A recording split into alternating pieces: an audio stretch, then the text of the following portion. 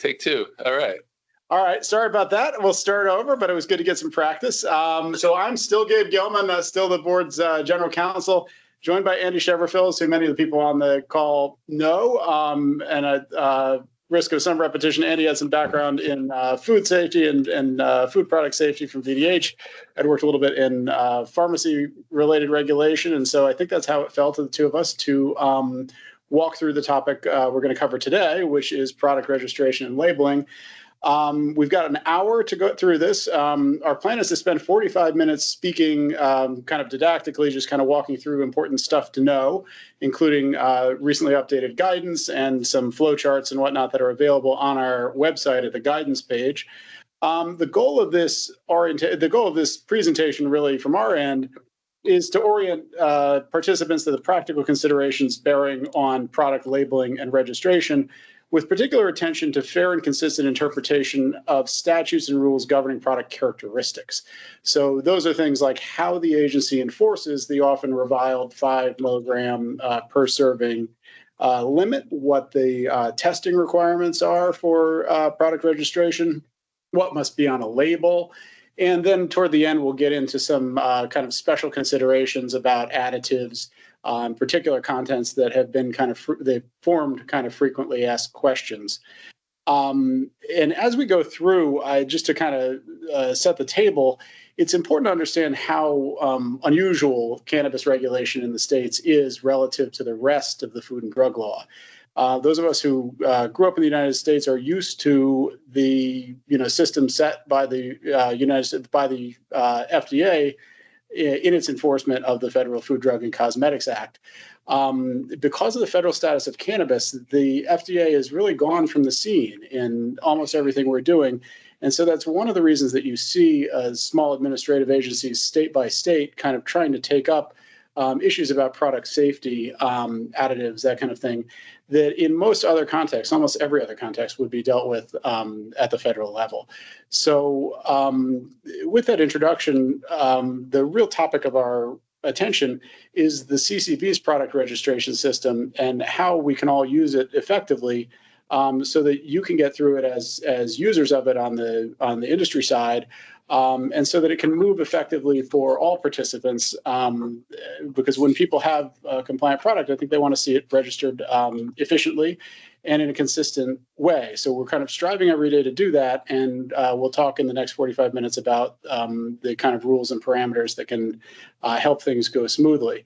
PR is an interesting invention. It helps to prevent, it's sort of a good alternative to post hoc enforcement of things like the 5 milligram per serving rule. Violation of that rule is technically a serious regulatory violation attended by significant fines and whatnot. But by having a pre-market approval and registration system, we can filter those problems out early so that we're not clobbering people with after the fact enforcement. So a lot of good is done in that way.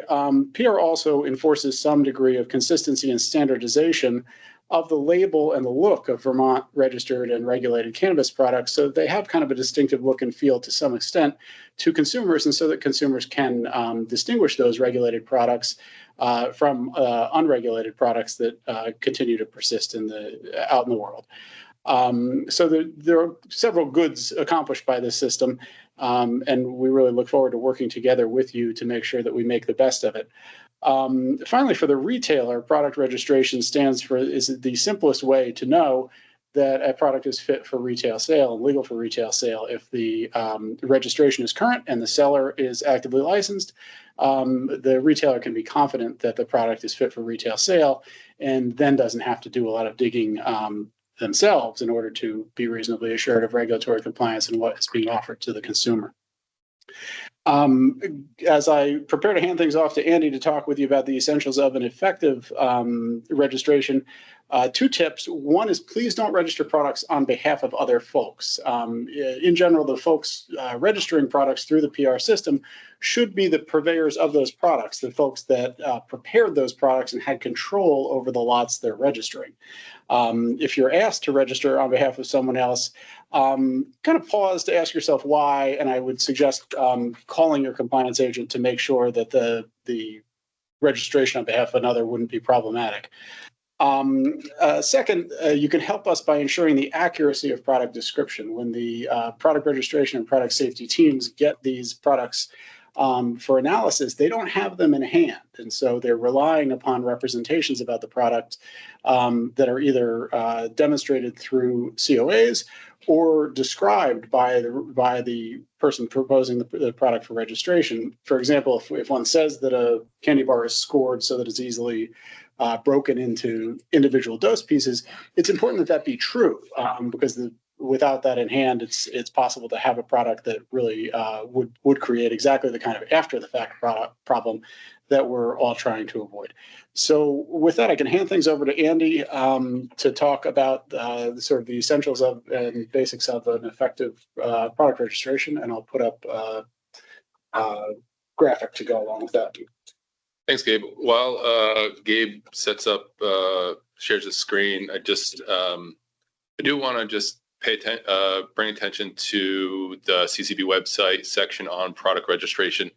There's some great guides and some videos on the product registration process. So if you haven't had a chance to check those out, highly recommend it. There's this flow chart which kind of sets the expectations of after when you submit and what potentially could happen during the review process. And there's some training videos on how to register different types of products and how to submit amendments to your product registrations. So looking at this is really just to show what the steps are and what you could expect in product registration. So in the portal, once you're logged in, you're going to submit a draft. In that draft, you're going to submit your label information, your packaging information, and your COAs to show the laboratory testing of your products. And it's really important that you, to help your product make it through the product registration process, is to submit complete applications for product registration. So making sure that all of the COAs are submitted, you have your label is submitted in an easily viewable format, making sure it's not fuzzy, it's of good quality for our review team to take a look at that. And the packaging, every element of your packaging, if it's a jar, we want to see the lid that goes with the jar. If it's a child resistant packaging, we want to make sure that it is truly child resistant to show us information so that we know that it's certified as child resistant. So going through this document, once you submit it, it'll go to the product registration queue. Maybe if you can go back a page, to the first page we're still on. And then it'll get reviewed. And if there's any elements of that product registration that are incomplete, someone on the review staff will provide a detail of what's incomplete, and you should expect, and then you'll get an email with that information. And if once you have that information that's missing, you can go to the next one. You'll want to resubmit that. And something that an issue that often comes up is the licensee will attach the missing document. Say there was a COA missing, that'll get attached, but you'll forget to resubmit it. And sometimes when that happens, that submission kind of gets lost in that incomplete status. So without that resubmission, we won't know to take action on. So just make sure you hit that resubmit button. And once it's resubmitted, it'll have, it's not going to go to the bottom of the pile. Of the queue. We'll prioritize those resubmitted submissions to make sure that those keep moving forward. Another status that you could see assigned to your product is under review. And sometimes that's just the staff identifying a product that needs some additional attention, whether there's a question about a new product that we've never seen before, or there's some compliance issues with some of the documents that were submitted, whether there's some exceedances on the COAs, or there's some imagery on a label that may need an additional set of eyes here at the CCB to look for compliance. So it under review status doesn't mean it's the end of the road for your product. It just means that we may have some additional questions, and it's most likely that someone from the compliance team or the product review team will be reaching out to you. And if you do have questions about that, feel free to reach out to your compliance agent or to the products team, and you can easily access our products team at ccb.products@vermont.gov. And so the next status is, we'll go to registered. So once the product has been reviewed for compliance, it'll become registered. And we hope, we really hope to get those completed by 30 days. And most of the time it's much shorter than that. And we understand that folks want to get products to market as soon as possible. And we want the same. We don't want to be a holdup, and we're always wanting to work with our licensees to get things moving through the product registration process. Once the product is registered, you do have the ability to submit an amendment. And I urge people to look at the guidance documents on what is required for product amendments. And essentially a product amendment would be a change to, say, packaging or to a label. If you have changes to your kind of brand look within that year time period, you can submit those changes as an amendment, and we'll review those and make sure that those are generally are in compliance with those rules. So you can submit amendments, or you can submit changes during the annual renewal of a product. I think that's it. I think just some words of advice for submitting product registration renewals is to do those as soon as you can. The window for product registration renewals opens up 90 days before the expiration date. So if you are going to submit a renewal, we recommend collecting that information, collecting your label if it's changed, particularly get your new COAs for that product and make sure those are available in a timely manner. Because the sooner you submit those, the sooner our team can get to them, and that will prevent any kind of lapse in registration that might cause some delay or disruption in those products being sold at the retail level. So I'm going to pass it over to Gabe. He's going to jump in for packaging and labeling. Thanks, Andy. So I will go back to our guidance if it ever comes up. Everything you're seeing on the screen is available on the CCB's website on its guidance page. So if you don't feel like you've missed anything, it's all right there, and hopefully would be familiar to many people from having a look at it before. This guidance was last updated in August, so it's gotten some fairly recent attention. And nobody likes to be read to, so I think I'll try to fly through the early parts that address things that are like the warning labels and whatnot that are familiar to everybody in order to save more time for the kind of unique situations, and then 15 or 20 minutes for conversation. So if you'll forgive me, I'll go through really quickly just to make sure that we're all on the same page about the basics. Knowing these can make things go so much better in terms of having a complete registration that can be approved in the first go. The label content, essential label content, really consists of always the three warnings. So except for product moving between establishments, you're always going to have the mandatory health warning. You're always going to have the child access warning about staying out of or keeping the product out of reach of children. You're always going to have the standard warning symbols. Andy and I hadn't discussed it yet, but the board will be proposing the second round of amendments to its administrative rules. The first amendments to those rules, since their inception, took effect in October. Then, of course, we had another legislative session, some changes to the statute, and some learned experience where we could do some things better. So we'll be proposing another round of rulemaking. There will be another round of rulemaking. It's a really good opportunity for everybody in industry to participate, to make their voices heard, and to kind of advocate for changes that might make for a safer, better, more efficient marketplace for everybody.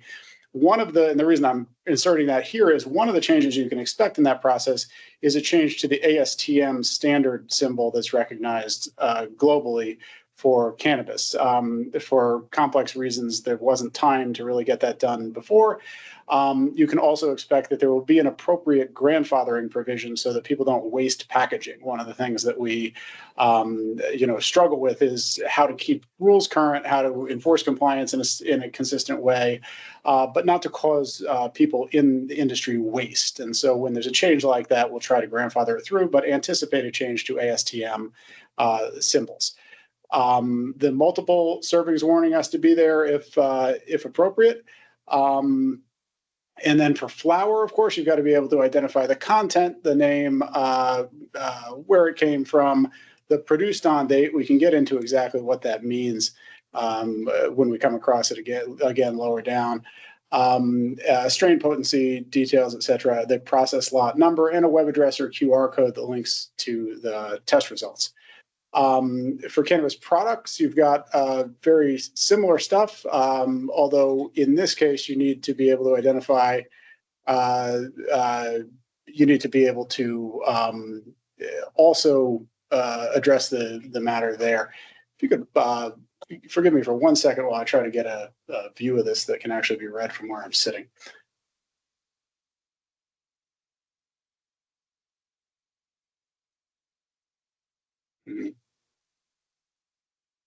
Look, do a pinch zoom on your trackpad, maybe. Oh, there we go. Thank you. That's so much better. All right. Sorry about that, everybody. So in terms of, it's then useful to, so you've got the health information warning, the child access warning, the symbols produced on a best by dates. And then thinking about products by product type, you have the content that we discussed for cannabis flower. This is familiar to almost everybody and rarely causes any confusion.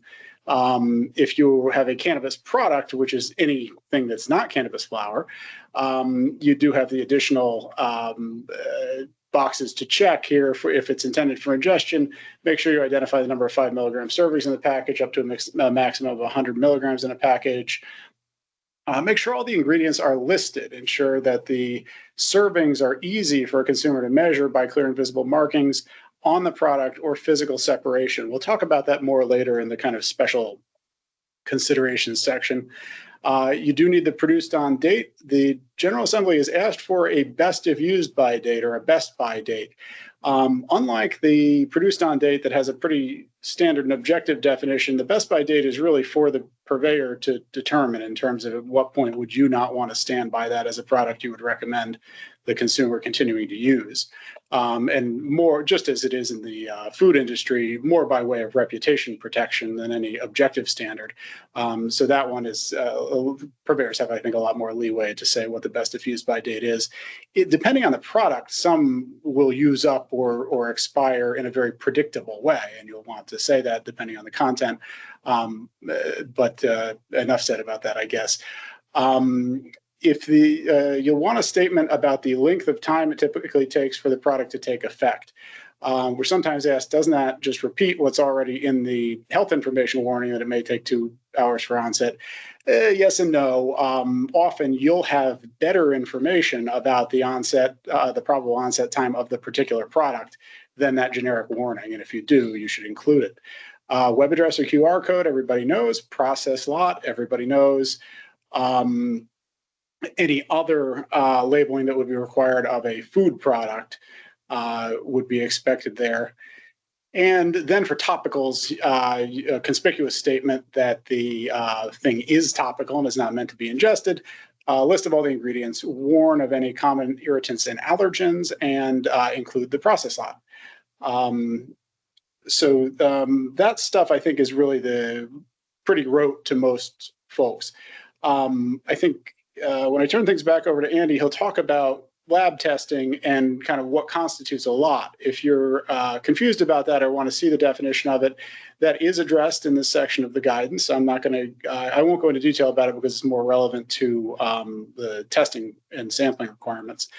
In terms of things to look out for in your labels, health claims are always problematic. Our statutes prohibit any claim of curative effects made on behalf of a cannabis product. So avoiding those is helpful. And avoid mimicking famous brand foods. There are two reasons for this. One is that doing that exposes you to intellectual property liability from the rights holder. And we have seen across the country much more aggressive enforcement of trademarks and whatnot than was seen before. So that's something to look out for in terms of your own liability management. And from a public protection perspective, in the perspective that we kind of approach things from, if something looks like a famous brand food product, it can be mistaken for a famous brand food. And so you want to make sure that your product is very clearly labeled with all the familiar warnings, but also that it doesn't have a basic nature that makes it vulnerable to confusion by a child or somebody who just wasn't paying close attention.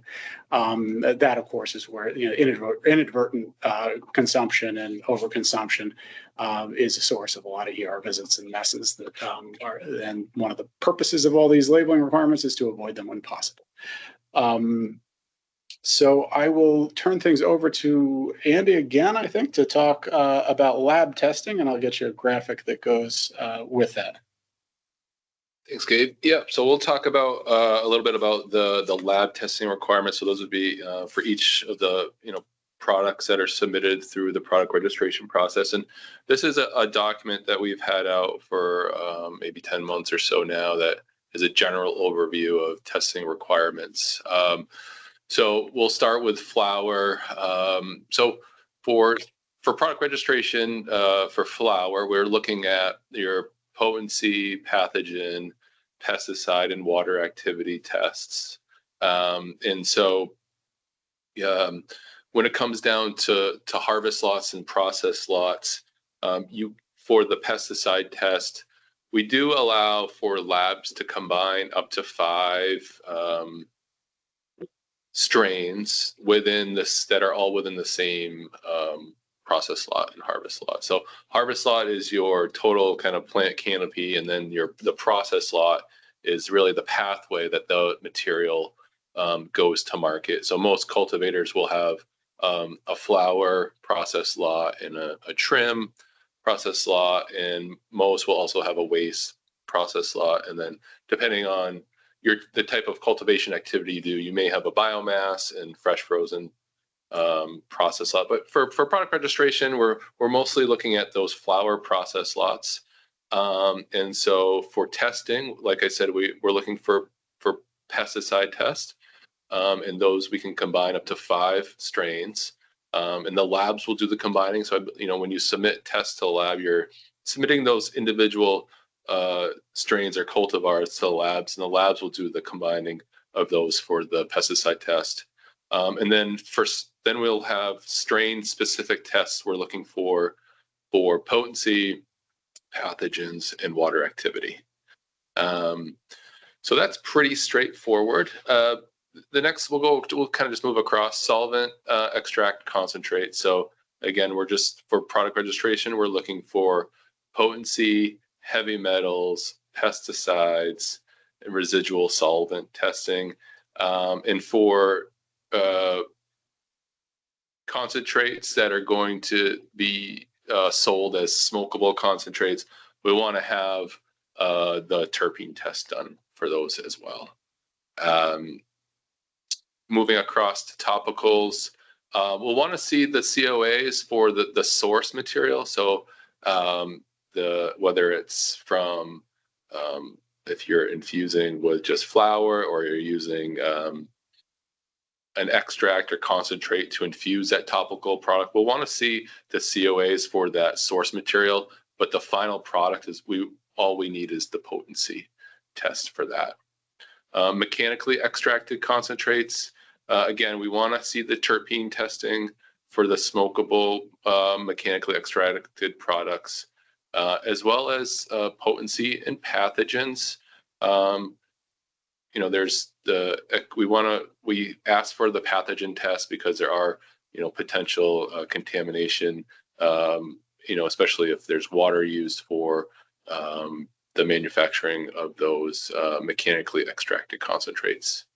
And then consumables, just moving across, for the final product, we'll want to see the potency. For renewals, we ask that you are also submitting batch consistency testing for product registration and renewals. And so you should have that completed on each of your products on an annual basis. It really doesn't matter what tier you're at. Each product should be evaluated for consistency testing annually, and you can submit that documentation during the review, during the submission of a renewal of your product registration. But for the consumable products, we also want to see COAs for the source material for what you are infusing those products with. So if it's a distillate, or you're using a mechanically extracted concentrate, like a hash rosin for gummies, we would want to see the pesticide and pathogen tests for those products as well. And then what's not on here is there's infused products, but we're seeing that kind of part of the market grow quite a bit. And there is an infused pre-roll guidance, but really for infused products, we want to see a finished product potency test. So making sure that you're submitting to the lab the finished infused pre-roll or infused like flour material, like a moon rock that may have some concentrate added to that. We want to make sure that we have the finished product potency test, and also the pesticide and pathogen tests for those components. So if you're doing an infused pre-roll that's made of flour and a distillate, we want to see the COAs that you would need to submit for flour, as well as the COAs that you would submit for that distillate, and then a combined potency test for that product. I think that's all I have for lab testing. So I'm going to pass it back over to Gabe. Thanks, Andy. I will bring you back to the guidance, and we'll, as soon as I figure out how to enlarge this so we can read it again, that's better.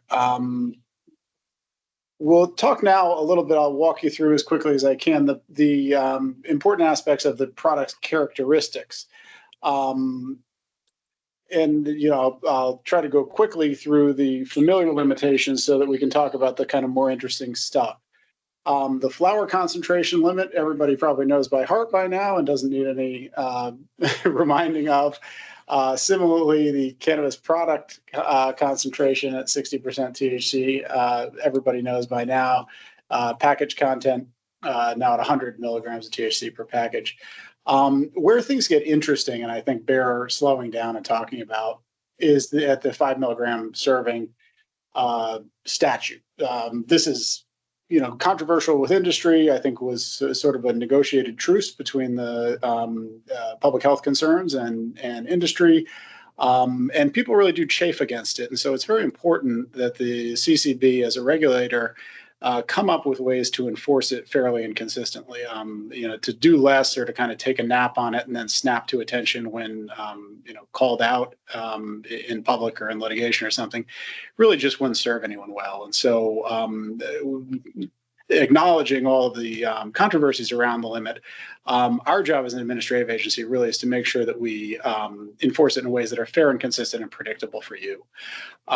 So when we discuss, when we get into discussion, I think that may be a topic that folks may want to discuss it in kind of an interactive way.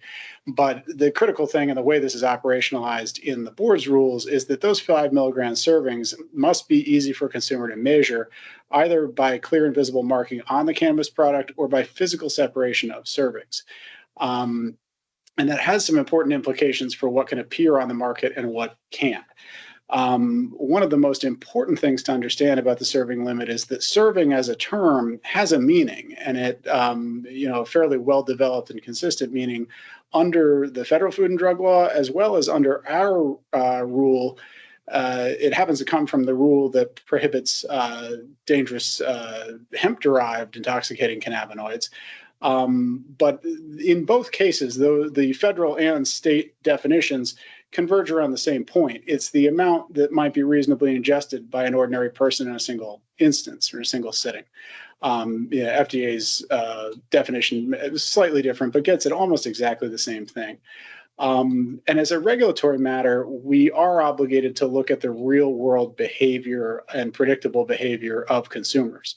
So it isn't really availing to say, well, in concept, somebody might take a 12-ounce soda and break it up and share it among 12 people. If nobody's ever done that in the real world, it really won't sell.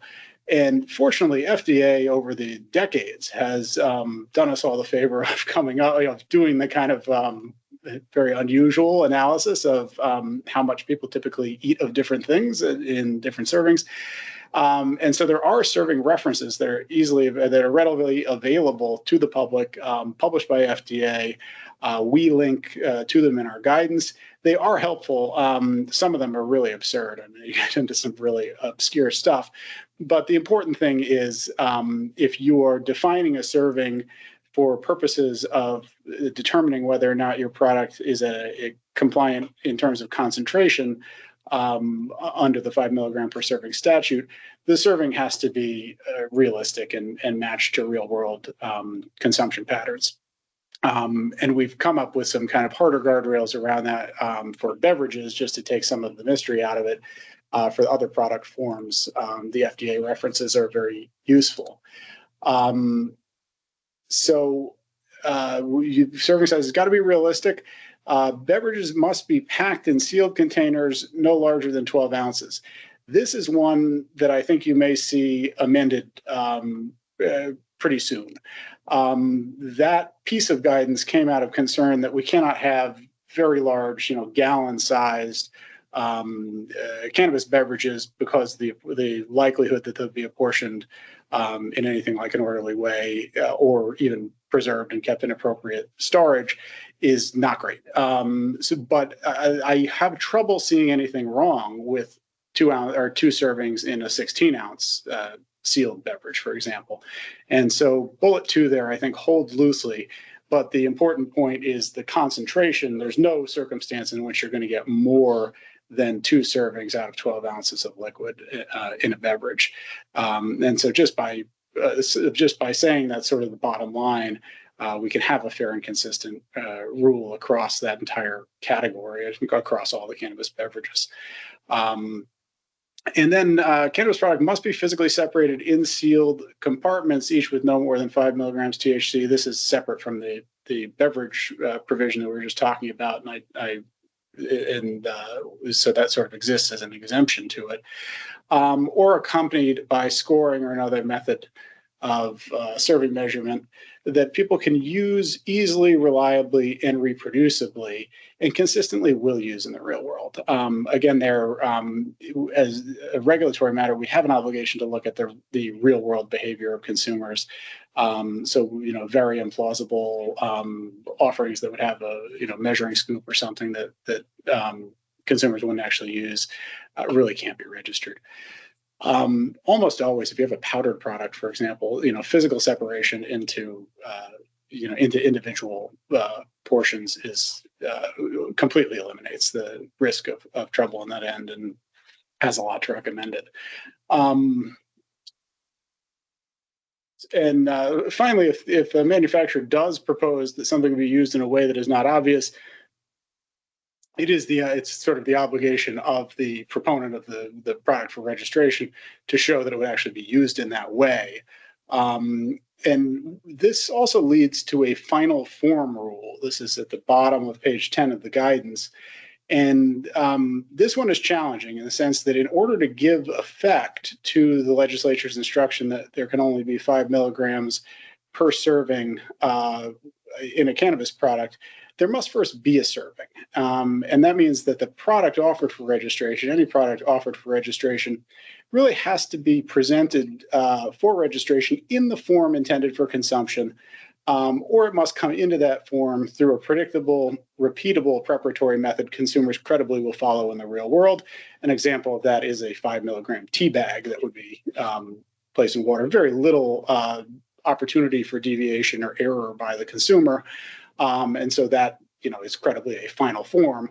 What wouldn't work, just to make kind of a silly example, is a THC infused flour for baking. If I were to give you a bag of flour in the grocery store and say, well, how many servings are in it? There's no answer to that question because it's an intermediary. It's going to be made into something else. And so we have a similar problem with any kind of bulk powdered product that it really can't be registered. And the reasons for that aren't just the 5 milligram rule. They're also that in the absence of a final form policy, that is to say, if we were to register products that are really ingredients in other things yet to be made, we would undo a lot of the public protection that the General Assembly thought it was getting out of all those packaging and labeling requirements. When one makes products at home out of a constituent ingredient, it doesn't get stored in the sock drawer. It doesn't get stored, typically it winds up in the kitchen. And it winds up in the kitchen without the child-resistant packaging. It winds up in the kitchen without the warning labels and whatnot conspicuously marking it as a cannabis product. And consequently, it's much easier to have an accidental, unintended ingestion by another member of the household. So for all those reasons, the final form, the products that are offered for registration really have to be in the final form that the consumer will encounter and consume them, with the caveat that the tea bag and simple preparatory method is permitted. Additives, and so this launches us, and I'll try to be really quick in about 5 minutes and save the rest for conversation. This launches us into a list of the kind of common chafing points or FAQs. Additives really in our world exist in two forms. Additives to a inhalable product where the board offers that it can sort of have a schedule of allowed and prohibited additives. Right now that schedule is not particularly developed. Or additives to consumable products, which must be generally recognized as safe by FDA. And again, there's some great online resources. You can find out exactly what is generally recognized as safe, and often things given generally recognized as safe status will be given that status in a certain concentration or amount. So whatever it is you may be thinking of adding to a consumable, check it against the FDA generally recognized as safe references. Inhalables, those are meant to be allowed or disallowed by board-specific schedules. Terpenes are a common interest in that there's a lot of consumer demand for different terpene balances, and manufacturers are doing creative and interesting things with terpenes.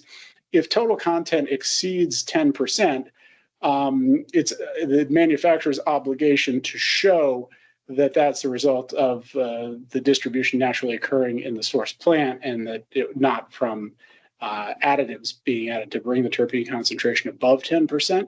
So it's not a hard stop, but it is if you come in with terpenes in excess of 10% by weight, a showing has to be made that you didn't get over the limit by using additives. Hemp flour also presents a real challenge. This is one where I think we've heard a lot from industry. I got a very interesting email yesterday asking about this.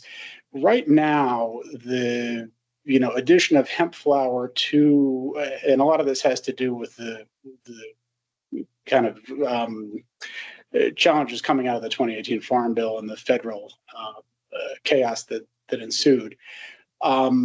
Right now, there's really no way to reconcile the inclusion of hemp flour with the legislature's directive to us to have seed-to-sale traceability for all the cannabis products sold in the state.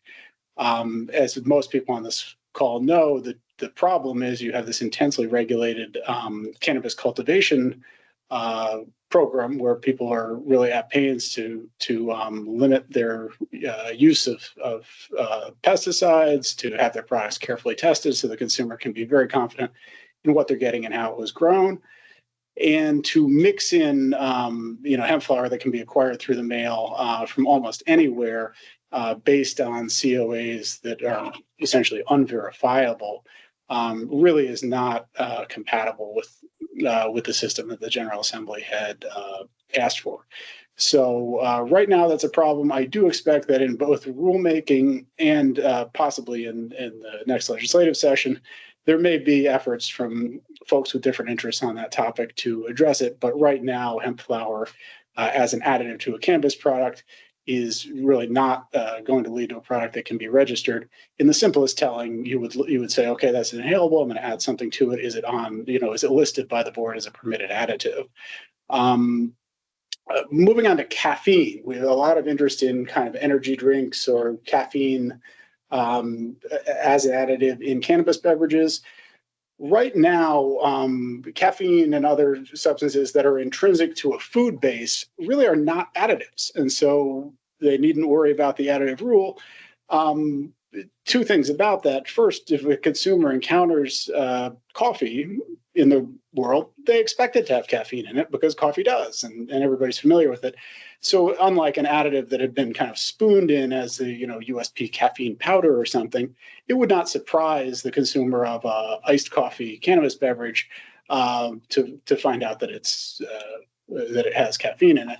Whereas if the caffeine were lumped into a flavored drink or something, that could happen. And so that's sort of the distinction.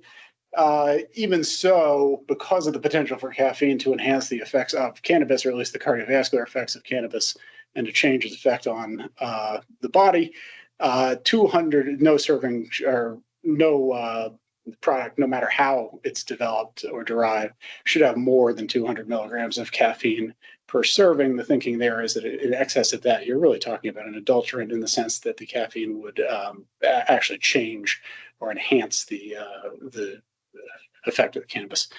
Alcohol and nicotine are simply prohibited by statute as components in cannabis products. No surprise there.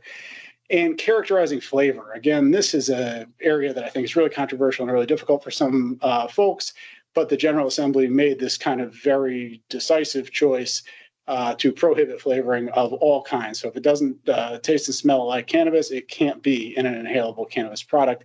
They included in the statutory definition herbs. And so using herbal flavorings in an inhalable cannabis product is not permitted under current law and will result in a product that can't be registered, unfortunately. So, or fortunately, depending on how one comes down on that. But it's important to be aware of that. So that's the run through. And I think we've saved ourselves about 15 minutes for conversation, and really grateful for your time and attention. I think we've got the mutual goal of making sure that everybody, has an easy time of product registration, directs their efforts and innovations toward products that can actually reach market without complications. So hopefully we're getting there, and we'll be happy to hear from you on any questions that we may have left unaddressed. Thanks, Gabe and Andy. If you have questions or discussion, you can use the raise hand function to sort of get queued up. We do have someone on the phone. So if you're on the phone and you wanted to speak, you can press *6 to unmute yourself. And we'd be happy to take any questions or discussion at this point if you wanted to raise your hand.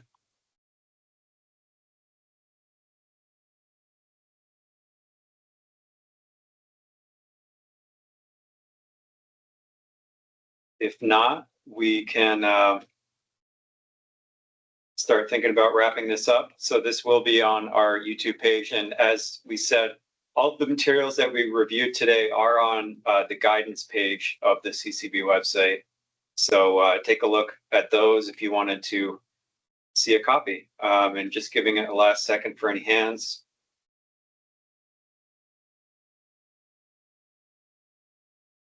And not seeing, we have one. King, go ahead. So just because nobody asked any questions, and this is like a little bit off the topics, but I'm just curious because something came up. and I mean, I guess it's about a sign, like a sandwich sign. Could I ask the question? We got time. Okay. Ordinarily, we'd ask you to stay on topic, but I think we got a minute. So sure.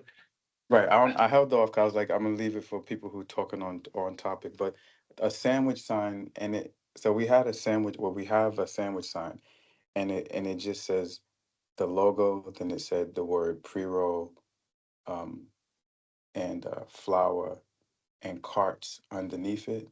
But then we were told that it can't say pre-roll, flour, and carts underneath it. But because it's advertising, but I don't see the difference between saying the word pre-roll and a big marijuana leaf. There's a distinction in the statute and the rule, I think, between an directional sign, I think is the term used.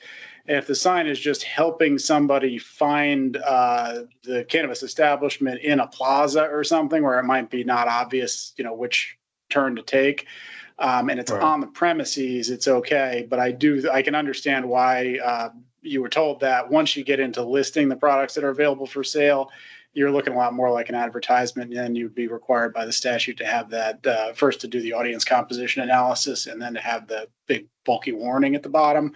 So I can understand that. I think if the product names were off and it was just a direction, an arrow and your place and maybe its phone number, I think it'd be in better shape. But once you start talking about products available for sale there, I can understand how that line was crossed.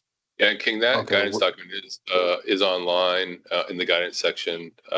It's fairly new, and it does have some helpful tips for evaluating your own kind of ideas to kind of make sure that they kind of fit within what the law says. So I recommend having a look at that if you haven't yet. Okay, thank you. And how do we do the audience composition? Is that on there too? Yeah, there'll be information on there about how to do that.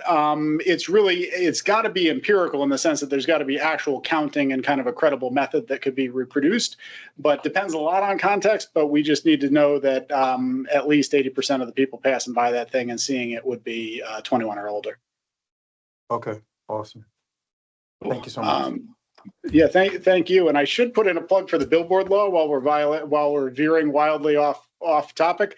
Many people doing advertising forget that not all the rules about advertising are in our rules. There's also the famous Vermont billboard law that often prevents off-premise advertising, down the street, et cetera. It can be a problem with the billboard law, even though our guidance doesn't talk about it. But we've got folks with questions about products. So Jeremy, you had your hand up next. Go ahead. Yeah.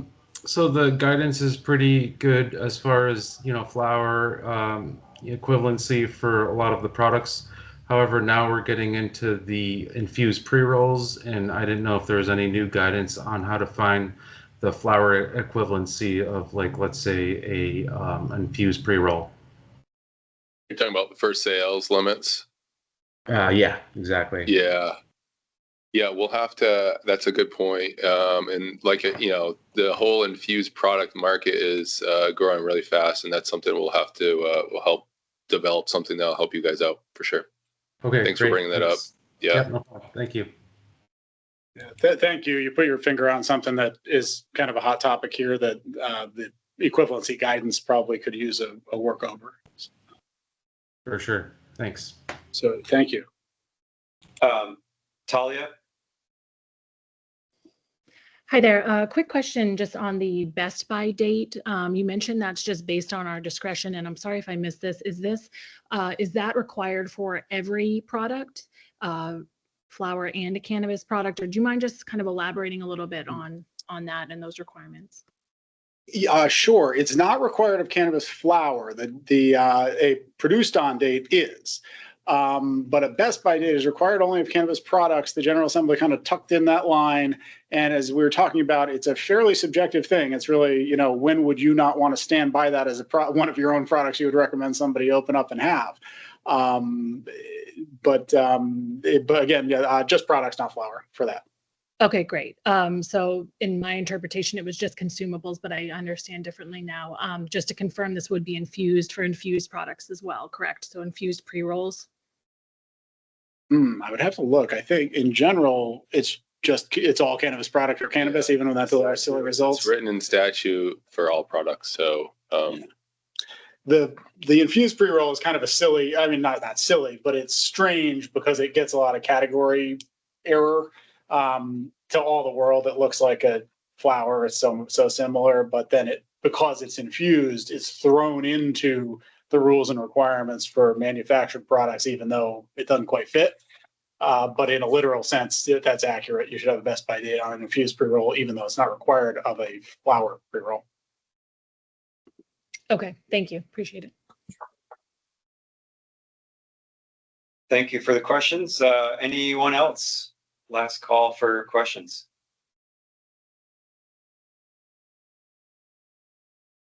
All right, with that, I think we'll call it a day. Thank you all for participating and watching, and we'll talk again soon. thanks, everybody. Thank you.